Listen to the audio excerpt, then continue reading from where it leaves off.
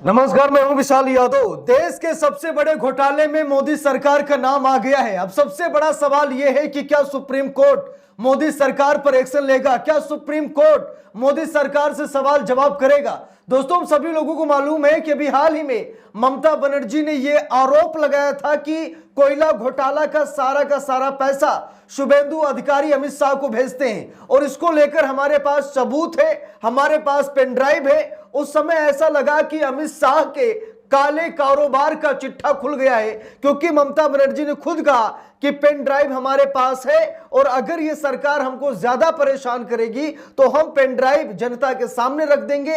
यानी कि जो हमारे पास सबूत है, कोयला घोटाले का पैसा जो अमित शाह को जाता है, हम दुनिया को बता देंगे कि गृह मंत्री घोटालेबाज है। दोस्तों, दूसरी तरफ सुप्रीम कोर्ट ने सरकार की नाक के नीचे चल रहे भ्रष्टाचार घोटाले पर सीबीआई को लगा दिया है। यह खबर बहुत दिलचस्प है, जहां पर सुप्रीम कोर्ट के आदेश पर सीबीआई ने लगभग 77 ठिकानों पर छापेमारी की है और 50 से ज्यादा अधिकारियों पर एफआईआर दर्ज की है।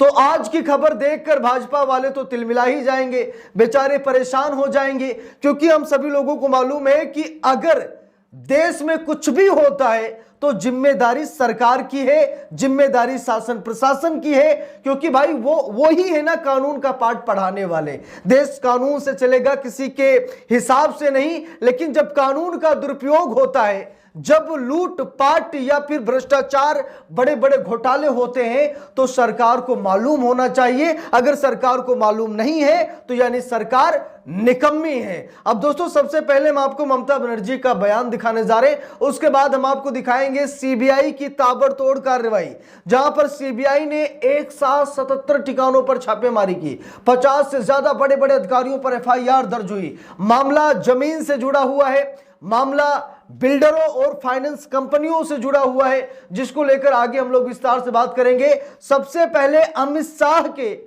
काले कारोबार पर हम लोग चर्चा करेंगे। देखिए, यहां पर लिखा है, ममता बनर्जी ने बहुत पहले ही कह दिया था कि कोयला घोटाले का पैसा शुभेंदु अधिकारी ने इस्तेमाल किया और अमित शाह को भेजा। मेरे पास इसके सबूत पेन ड्राइव में है, जरूरत पड़ी तो मैं इन्हें जनता के सामने पेश कर सकती हूं। मैं आमतौर पर प्रतिक्रिया नहीं देती, लेकिन अगर कोई मुझे छेड़ता है तो मैं उसे छोड़ती नहीं हूं। भाजपा चाहे कितनी भी कोशिश कर ले, वो बंगाल नहीं जीत पाएगी। आपने महाराष्ट्र, हरियाणा और बिहार के चुनाव ताकत के दम पर जीते हैं। क्या आपको लगता है कि आप बंगाल पर ऐसा ही कब्जा कर लेंगे? तो दोस्तों, कब्जा करने की कोशिश की जा रही है, बड़े पैमाने पर अधिकारियों का तबादला किया जा रहा है। सुप्रीम कोर्ट कह रहा है कि यह देश का दुर्भाग्य है कि चुनाव से ठीक पहले बड़े पैमाने पर अधिकारियों का तबादला किया जा रहा है। तो ये मोदी सरकार है, कुछ भी कर सकती है। लेकिन देश के सबसे बड़े घोटाले, कोयला घोटाले में अमित शाह का नाम आया है। ममता बनर्जी ने कहा कि सबूत पेन ड्राइव में है और मैं जनता के सामने इसे पेश कर दूंगी।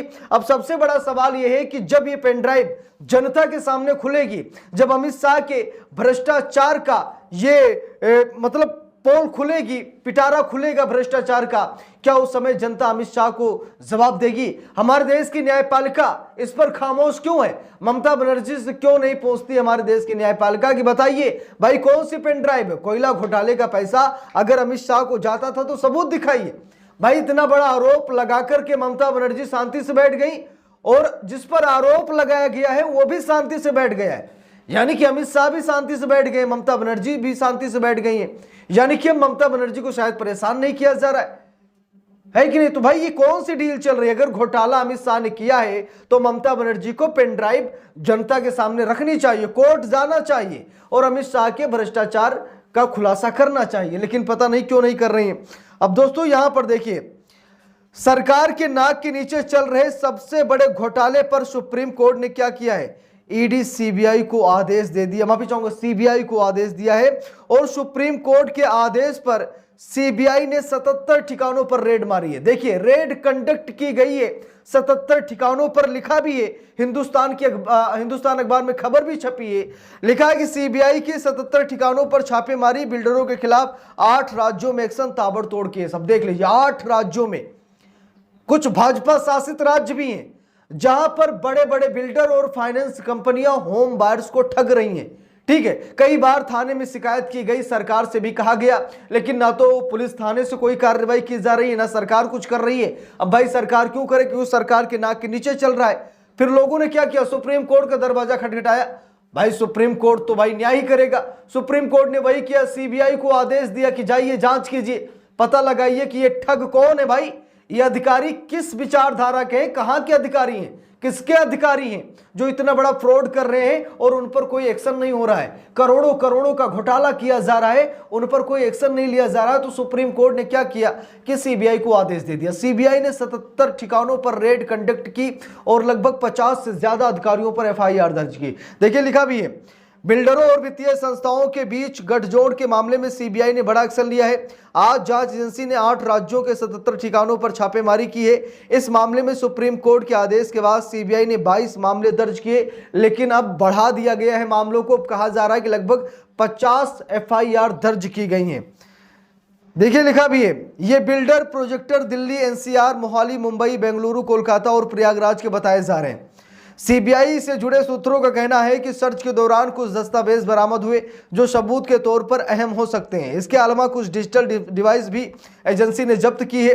एजेंसी का कहना है कि ये छापे इसीलिए मारे गए ताकि बैंकों और बिल्डर्स के नेक्सस का पता चल सके। इसी नेक्सस के तहत बड़े पैमाने पर फंड की हेराफेरी की गई, फ्रॉड हुआ और आज भी हजारों लोग अपने आवास के लिए किस्तें तो चुका रहे हैं, लेकिन उन्हें पोजीशन नहीं मिल सका है। तो यहां पर आप सभी लोग देख सकते हैं कि सरकार की नाक के नीचे बड़े बड़े घोटाले हो रहे हैं। और बंगाल की मुख्यमंत्री ममता बनर्जी ने तो सीधे तौर पर अमित शाह का नाम ले लिया है कि अमित शाह देश के सबसे बड़े घोटाले, कोयला घोटाले में जिम्मेदार हैं।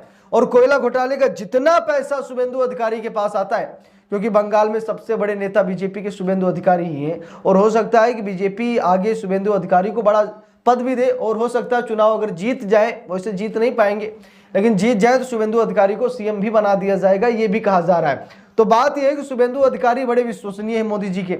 मोदी शाह के विश्वसनीय होने के नाते जो कोयला घोटाला बंगाल में हो रहा है, उस कोयला घोटाले का पैसा शुभेंदु अधिकारी अमित शाह को ट्रांसफर करते हैं, अमित शाह को पैसा देते हैं। इसके सबूत ममता बनर्जी खुद कह रही कि हमारे पास है, जरूरत पड़ी तो पेन ड्राइव को जनता के सामने रख दूंगी, जनता खुद देख लेगी और फिर जनता तब जाकर हिसाब करेगी अमित शाह का कि अमित शाह ने ऐसा किया है या फिर नहीं। लेकिन अब दोस्तों देखना यह है कि भाई आरोप लगाना अलग बात है, आरोप तो कोई किसी पर भी लगा सकता है, लेकिन सबसे बड़ी बात यह है कि ममता बनर्जी पेन ड्राइव कब पेश करेंगी जनता के सामने। अगर सच में ममता बनर्जी की बातों में दम है, ममता बनर्जी के पास सबूत है, तो ममता बनर्जी को तुरंत ही पेन ड्राइव जनता के सामने पेश कर देना चाहिए। बाकी इस पूरे मामले पर आप सभी लोगों की क्या राय है, कमेंट करके जरूर बताइएगा। वीडियो को लाइक शेयर, अगर चैनल पर नए हैं सब्सक्राइब करके सपोर्ट कीजिएगा। मिलते हैं दूसरी वीडियो में, तब तक के लिए बहुत बहुत धन्यवाद।